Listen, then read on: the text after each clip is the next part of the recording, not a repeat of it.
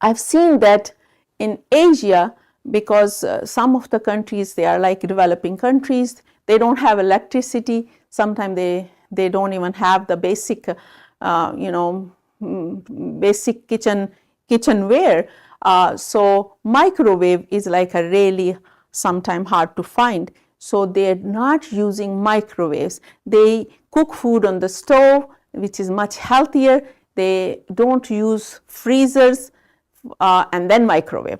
So freezing foods will change the chemistry of the food, and when we microwave the freezer food, trust me, we don't have any nutritional value. We are only getting the recipe for cancer. So we need to, I tell people to have a caveman life.